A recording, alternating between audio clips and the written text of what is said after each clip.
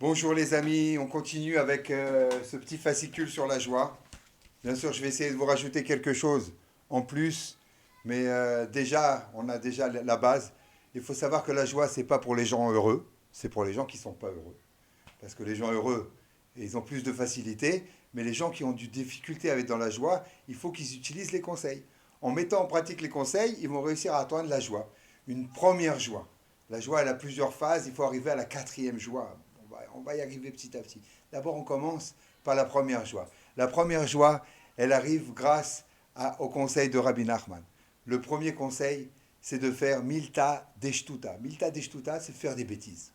Alors les bêtises, il y en a qui font comme ça, il y en a qui font comme ça, il y en a qui font comme ça, il y en a qui s'amusent à faire plein de trucs comme ça.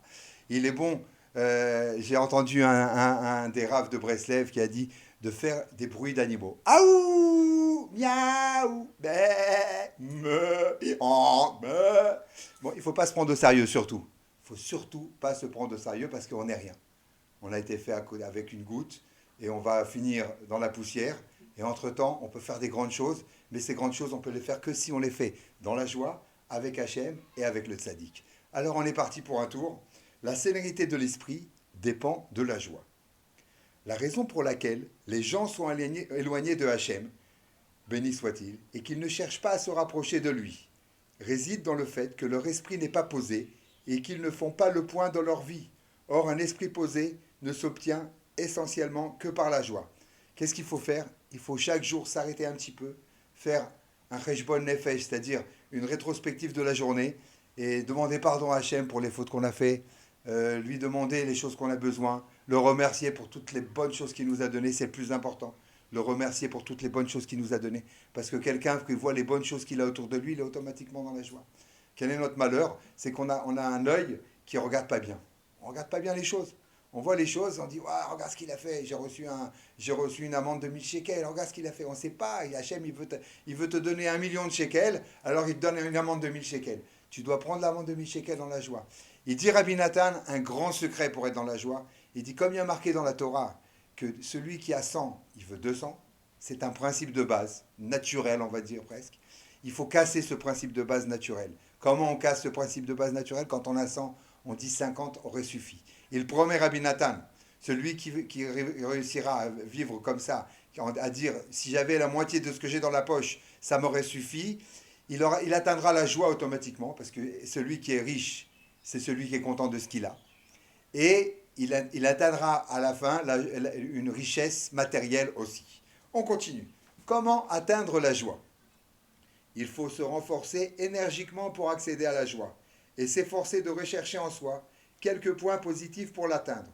On peut déjà se réjouir d'appartenir à la descendance d'Israël et que Hachem ne nous a pas créés non-juifs. Cette joie est évidemment incommensurable et ne présente aucun manque puisqu'elle est totalement l'œuvre de Hachem, béni soit-il. En effet, dans chaque chose, le Satan peut y mêler tristesse et dépression, sauf pour cette joie d'avoir été créé juif, qui est une œuvre uniquement divine.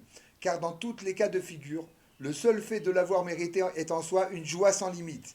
Il convient donc que l'homme se réjouisse en permanence de ce grand privilège, tous les jours de sa vie, en dépit des épreuves qu'il endure. Il devra s'habituer à dire et à penser joyeusement « Béni soit Hachem qui nous a créés pour sa gloire » qui nous a distingués de ceux qui sont dans l'erreur et nous a donné sa Torah de vérité, qui nous a sanctifiés par ses commandements, nous a rapprochés de son service et nous a appelés par son nom grand et saint. Baruch Shelo Asani Goy, Baruch Shelo Asani Goy, Baruch Shelo Asani Goy, Baruch Shelo Asani Goy, Baruch Shelo Asani Goy, Baruch Shelo Asani Goy. Aïe aïe aïe, ki Yehudi ou ben shel melech, melech malchei amelachim. On va continuer. Deuxième conseil. Il est parfois nécessaire de se réjouir par des plaisanteries et des amusements. En effet, l'homme souffre tellement en son corps et en son esprit, et financièrement, que la plupart du temps il ne peut se réjouir qu'en faisant le pitre, pour atteindre la joie, qui conditionne la vitalité de son corps et de l'âme. Et même dans le ciel s'opère une grande unification, lorsque l'homme intègre la joie à son esprit, qui aussitôt se libère et devient serein. Alors c'est ce que j'avais dit tout à l'heure, c'est milta deshtuta, faire des bêtises. Il faut arrêter de se prendre au sérieux. On n'est rien. Même si on arrive à faire des grandes choses, C'est pas nous qui les avons faits. Le libre arbitre, il n'est pas dans les actes, il est dans la volonté. Dans les actes, il n'y a aucun libre arbitre. Celui qui réussit à faire, c'est un mec qui réussit. J'ai un ami, tout ce qu'il fait, il réussit. Et moi, tout ce que je fais, je ne réussis pas. Dans le monde. Maintenant, dans la Torah, c'est autre chose. Il faut être content de ce que nous, on arrive à faire, accepter les faits et continuer. Maître du monde, je me présente devant toi pour faire appel à ta miséricorde. Offre-moi le mérite d'être constamment joyeux et de trouver rapidement en moi des points positifs. Car tu nous as donné le mérite d'accomplir chaque jour de nombreuses mitzvot, de prononcer beaucoup de bénédictions, prières et supplications.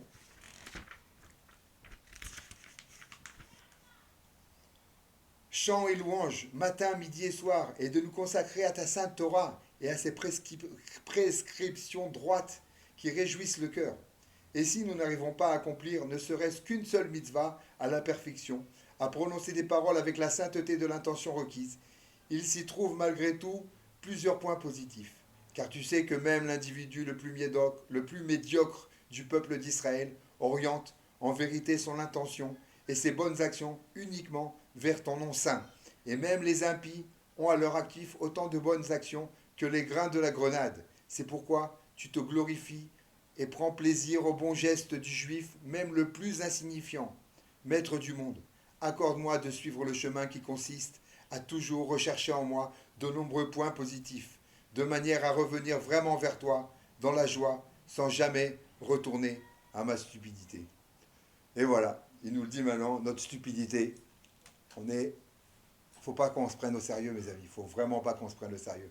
Ça fait 18 ans que je fais tchouva, j'ai fini tous les livres de Rabbi Nachman, j'ai fini tous les livres de la Torah presque, et pourtant, je suis au même point.